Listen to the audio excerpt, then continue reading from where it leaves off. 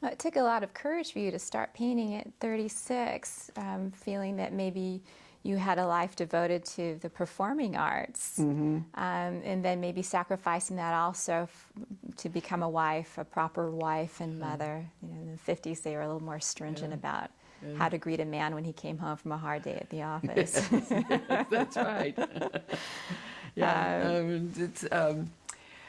But I think it's survival often, because routine, taking care of a house, wonderful children, loving being with them, but it was a routine that was over and over and over, and I knew that I wouldn't prosper with that. I needed something, so coming home and being able to, and then of course the divorce happened very soon after that, and excuse me, decided that the best thing to do was to tend to the children, tend to the house, move the renters out of the studio that I was renting, and actually paint.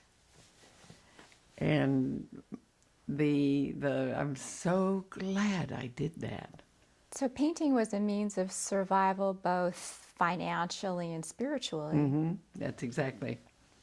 I can't imagine what life would be like without it. I honestly can't. Tell me about your beautiful pink house and your studio.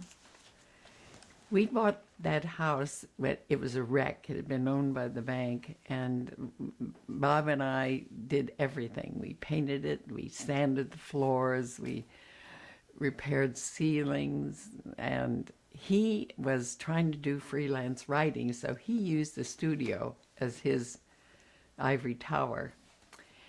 And it was the studio was designed by Elliot Noyes, who's a famous New Canaan architect, and I have a book about him now, and there's an example of our type of studio in it. And it was so modern back then, in the early 1950s, that people used to stop by and take a photograph of it because it was so unusual. The only thing I wish it were attached to the house. That would make it easier. The steps are treacherous. Now there's a beautiful window in your studio. Can you tell me about that and where the light source comes from? The back of the studio has big 5 big glass panes, and that's all north light, steady, beautiful north light.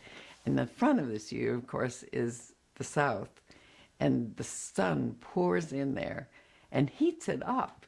It's amazing how little fuel I use out there by the solar stuff. But and going out there on a bright sunny day is probably as exciting.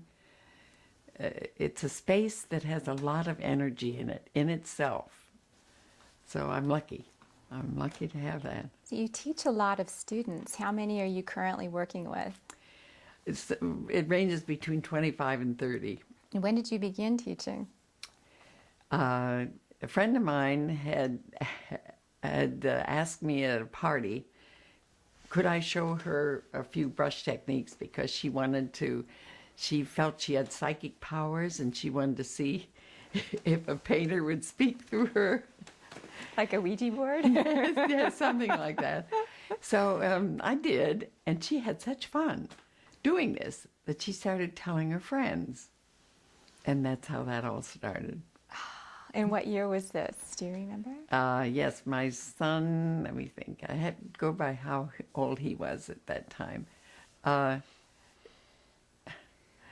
been teaching for about 38 years. Well, it's a wonderful experience as a student of yours to go into your studio. Do you find that each of your students imparts a certain energy that stays within the studio that maybe you draw from when you're in there alone? Absolutely. Absolutely. I again can't imagine not having that group we call the Pink House group there. Because first we started out with rank beginners, And and I was showing them techniques and talking about painters and all of this, and they told their friends, and then pretty soon more experienced painters came in. And so we have a beautiful mix, and we have all ages. They range from, I used to bring in some 10-year-olds, and the youngest one now is 13, and for a while we had a 90-year-old man coming.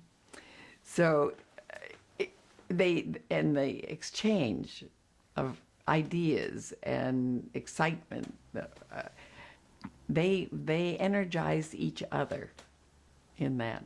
And there's, as Christy knows, so much laughter. We